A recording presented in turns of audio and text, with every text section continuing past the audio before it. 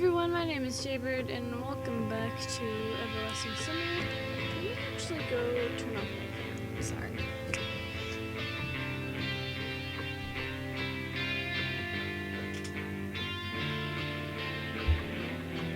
Anyways, let's just get back into the game.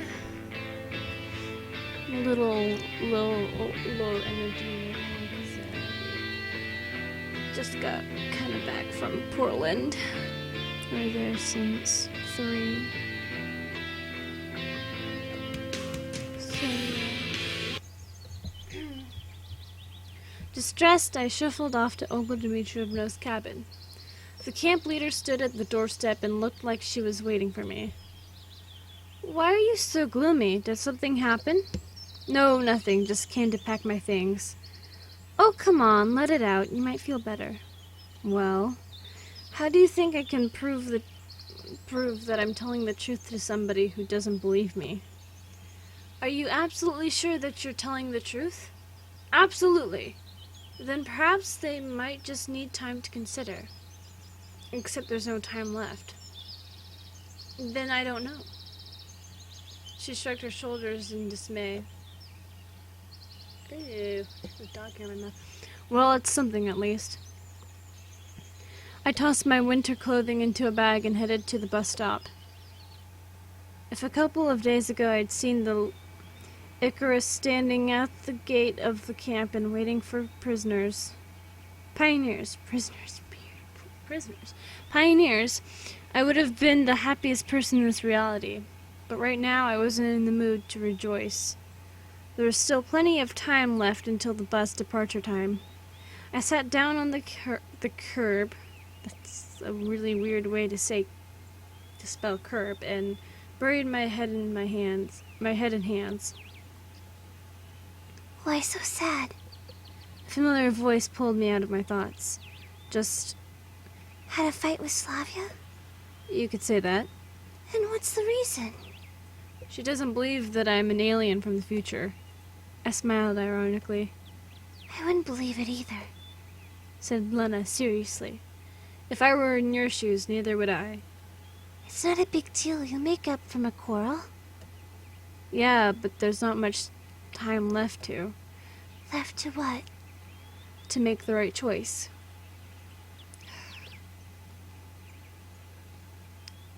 After a while, the whole camp assembled together at the bus stop.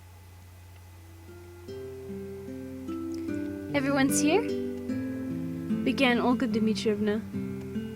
You're leaving our camp today, and I'd like to tell you something in parting. She was visibly nervous and desperately lost for words.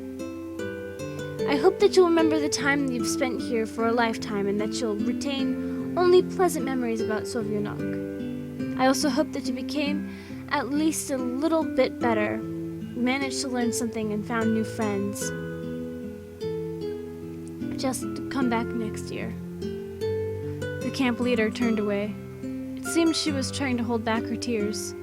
I didn't expect her to get so emotional, although her speech sounded like a complete nonsense to me, as usual. Of course, this is where I met Slavia, but now we were going through a tough time, and what will happen next is absolutely unclear. So I didn't care about whether I'll miss this place in Olga Dmitrievna or not. Unlikely.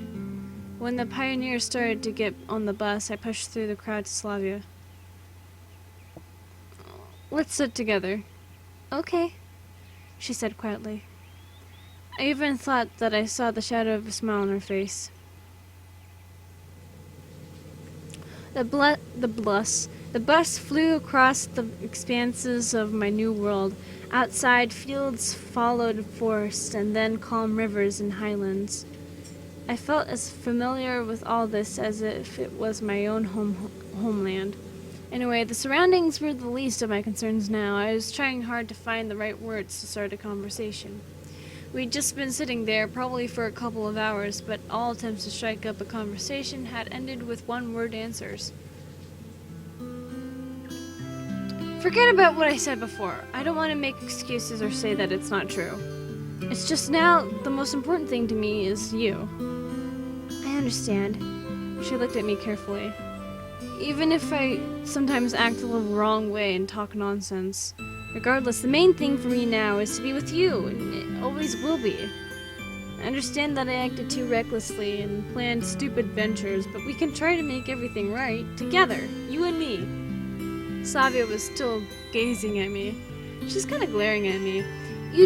Do you realize that it will be difficult? You can't just run blindly into the dark, because then there will be so many problems that we won't be able to solve. Yes, I understand that now. But for you, I am prepared for anything. She didn't say a word, but just kissed me gently and put her head on my shoulder. It definitely meant yes. I didn't want to bother her anymore, let her sleep. The point is that Slavia finally understood me, understood what she means to me. She realized that I'll do anything for her sake.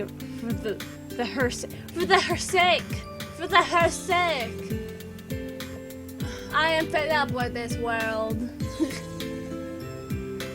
And even if I'm overreacting or deciding too early, she's ready to put me on the right path.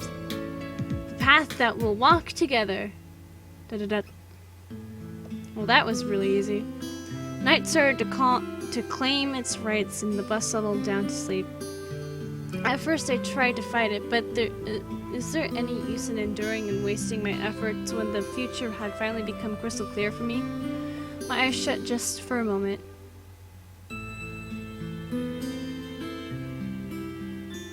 Oh, I'm scared. What's gonna happen? Day da da da da da da da. Are we gonna wake up with Slavia? Is Slavia gonna be there? There are dreams that you don't want to wake up from. It's like one is floating down a warm river towards a place far beyond the horizon, blissfully watching the vain world hidden behind the clouds. The past is left behind, its echoes do not tear your soul. And the future is right here, you just have to reach out. It doesn't matter what is awaiting you there, the very process of immersing yourself in this fairy world of serenity and happiness is itself much more important. I've always believed that the universe was once in this state and one day it will return to it again. Our life is just a blink of an eye, just a second in comparison to the universe. The birth and death of stars is a minute and those of galaxies are hours.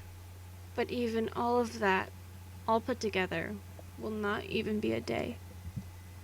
Nobody thinks how to live at each specific second, so does it really matter what each drop in the stormy river running beyond the horizon of existence does? I opened my eyes and stretched blissfully. I had no desire to stand up as I felt like I was in perfect bliss, muffled in a blanket. After all, I don't have to go anywhere. As usual, actually. I don't have any plans, so why shouldn't I just sleep? I rolled over and stared at the old worn wallpaper covering the curved wall. I wonder how long ago that last time they renovated this room was. And why does here have wallpaper instead of bare wood anyway? Vague warming bells began ringing somewhere deep in my mind. I threw the blankets away, jumped up, and furiously began to look around. Yes, I was in my flat again. At first I was paralyzed. The shock was so strong that my brain was unable to process what was going on. I just stood and gazed on the screen of the monitor on the table opposite me. I couldn't think. I even forgot to breathe. Finally, my mind began to clear. What happened anyway? I fell asleep on the bus, going to the district to the district center? Yeah, something like that. And Slavia was sitting by my side, and now I'm back here. It seems like during the week I spent there in the camp, I had gotten so used to the fact that I'd never returned to my previous life that now I just have no idea how to react to all this. After all, at first my main wish was to get home, but in the end everything was like in a bad movie. At last I had come back, but I am still shocked. No, I felt no fear. I was rather interested and upset. After all, I'd already made up my mind to start a new life with Slavia, leaving all my problems behind, insults, suffering, self-examination, unfinished affairs, and plans for the future. Obviously, that life could not be worse than this one, at least. But there's no returning to it now. On the other hand, if someone had told me a week ago that I would be sent into a different world just like that in the blink of an eye, I would not have believed him. So what makes such a fantastic event happening again so impossible? Moving my legs with difficulty, I went to the kitchen, got a glass of water, and returned to the room. The ice-cold liquid with a disgusting aftertaste of bleaching powder revived me to some degree. Now I have to decide what to do next. Suddenly I realized that I could not bear the silence. After turning the computer on, I launched a random song in the player and managed to calm down somewhat. And seriously speaking, what can I do? Recently I realized that absolutely nothing is up to me. By someone's will, I was pulled out of my usual world and then sent back.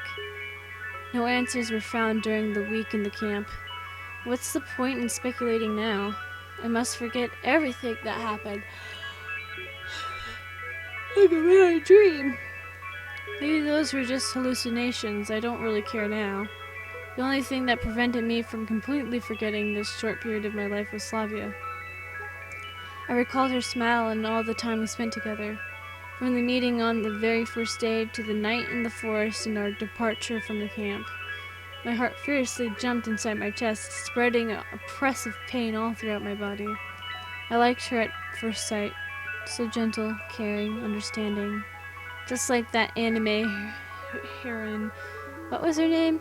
The one who helped an antisocial fellow like me deal with depression. And if you think about it, there are no such people in real life. Slavia asked nothing in return, needed no encouragement, never expected to be understood or praised for her work. She was just being herself, a girl that cannot exist in real life. If you think clearly, that's really exactly what she was. Seems like I've seen one single week-long dream. About the pioneer camp, Soviet teenagers and their camp leader, about warm summer nights and gatherings around a fire, about light-hearted children's games and simple human joys, about one moment that lasted a week and the everlasting summer. But not just seen. I've been there. I was part of everything. My eyes unwillingly filled with tears. Not tears of pain or despair, tears of sorrow and brightened melancholy. Even if everything is over, experience something that most people could never even dream about. Slavia's image flashed in my head, brighter and brighter. I would love so much for her to return from that camp with me. Maybe I have nothing to offer her now, but my entire life is still ahead of me.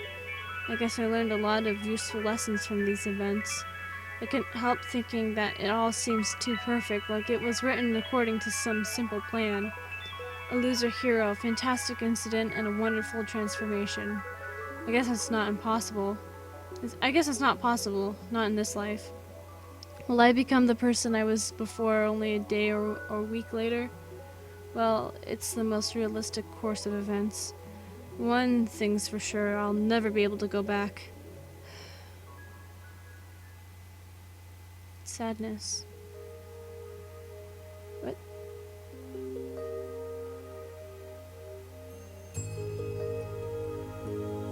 Am I able to save here? No. No, wait, go back. Wait. Is this the ending? I can keep going.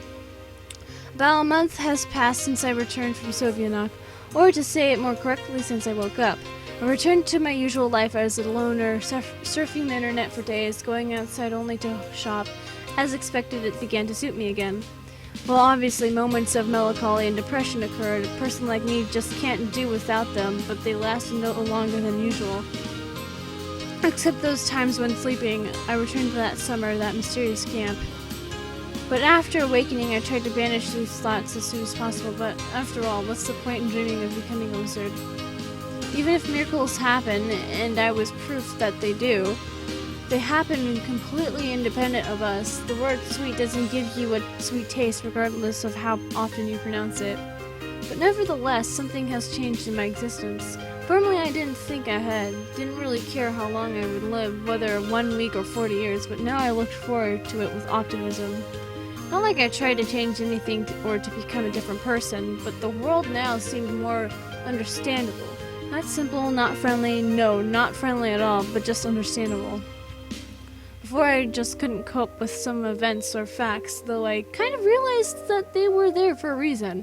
Now I started seeing life in something simpler. What happens, happens for the best. Or at least it happens and I can live with it. And if I can't, I'm powerless in that case. I guess I started smiling more often, or at least I didn't carry that look of deep universal frustration 24/7. Even my acquaintances or on the internet obviously noticed some change in me, and their opinions agreed that these changes are good. Now I think I'm ready to live on, thanks to Sovianok and its inhabitants. Without them, I wouldn't be able to what? It was the beginning of January. The city had barely recovered from the New Year hangover. Oop, froze a little bit. There you go. Sorry about that. The streets were almost empty during the day, not to mention the nights when the only stranger walking down the street seemed extremely busy with some business, rushing somewhere for a reason that couldn't wait. I had no such rush. I had no such reason. I just decided to have a little walk. It's necessary to get some fresh air sometimes. A winter's night is the best time to be alone with yourself.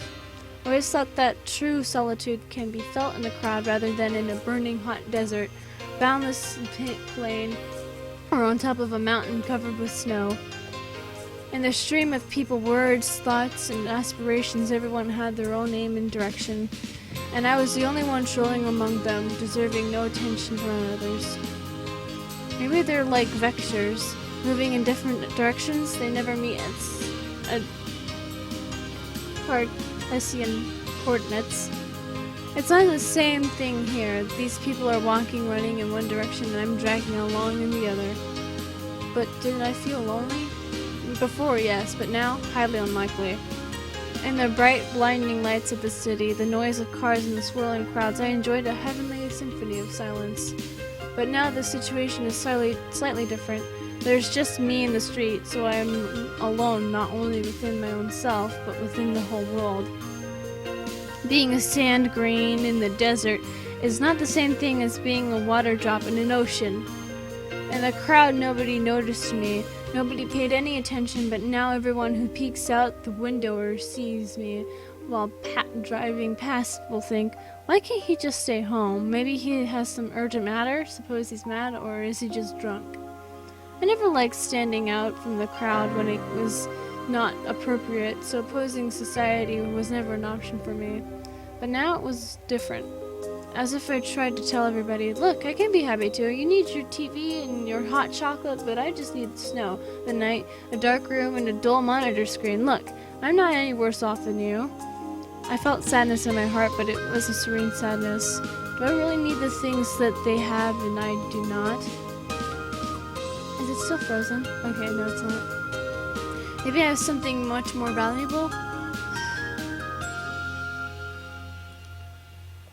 Okay, I didn't notice how I came to the bus stop of Fort Denver. Well guys, I think I'm gonna leave it off here. I know it's almost basically to the ending, but my voice is kinda dying.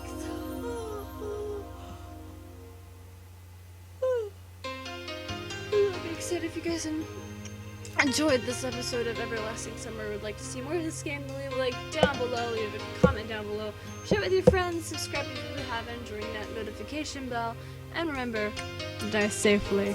Bye-bye!